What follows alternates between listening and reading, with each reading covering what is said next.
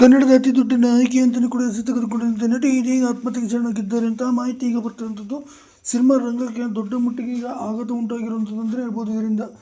ಹೌದು, ಹಾಗಾದ್ರೆ ಯಾರು ಈ ನಟಿ, ಏನಾಯಿತು ಅವರಿಗೆ ಸಂಪೂರ್ಣ ಮಾಹಿತಿ ನಿಮಗೆ ಕೊಡ್ತೀನಿ ಸ್ನೇಹಿತರೆ. ಅದಕ್ಕೂ ನಮ್ಮ ಚಾನಲ್ ಕೂಡ ಸಬ್ಸ್ಕ್ರೈಬ್ ಮಾಡ್ಕೊಳ್ಳಿ ಸ್ನೇಹಿತರೆ. ಇನ್ನು ಕನ್ನಡ ಸಿನಿಮಾ ರಂಗದಲ್ಲಿ ಒಂದಲ್ಲ ಒಂದು ರೀತಿಗಳ ಸಾವನ್ನು ಕೂಡ ಸಂಭವಿಸ್ತಾನೆ ಇರುವಂಥದ್ದು ಮತ್ತು ಅಷ್ಟು ಆಘಾತಗಳು ಕೂಡ ಆಗ್ತಿರುವಂಥದ್ದು. ಇತ್ತೀಚೆಗೆ ತಾನೇ ದಿಲೀಪ್ ರಾಜ್ ಅವರು ಕೂಡ ಈಗ ಸಾವನ್ನಪ್ಪಿದ್ರು. ಈಗ ಇದೇ ಬೆನ್ನಲ್ಲಿ ಮತ್ತು ಪ್ರಖ್ಯಾತ ನಟಿ ಈ ರೀತಿ ಮಾಡ್ಕೊಂಡಿರುವಂಥದ್ದು ನಿಜಕ್ಕೂ ಕೂಡ ಸಿನಿಮಾ ರಂಗಕ್ಕೆ ಒಂದು ತುಂಬಲಾರದಂಥ ನಷ್ಟ ಅಂತಲೇ ಕೂಡ ಹೇಳ್ಬೋದು ಸ್ನೇಹಿತರೆ.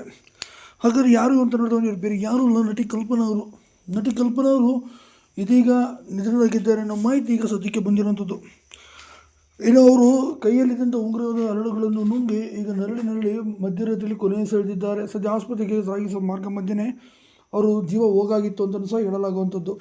ಇನ್ನು ನಾಟಕದಲ್ಲಿದ್ದಂತಹ ಒಬ್ಬ ಕಲಾವಿದ ಅಂದರೆ ಒಬ್ಬ ನಾಯಕ ನಿರ್ದೇಶಕ ಮಾಡಿದಂಥ ಮೋಸದಿಂದಾಗಿ ನಟಿ ಕಲ್ಪನಾ ಅವರು ಇಂಥ ದುಡುಕಿನ ನಿರ್ಧಾರವನ್ನು ಮಾಡಿದ್ರು ಅಂತಲೂ ಸಹ ಇಂದಿಗೂ ಸಹ ಹೇಳಲಾಗ್ತದೆ.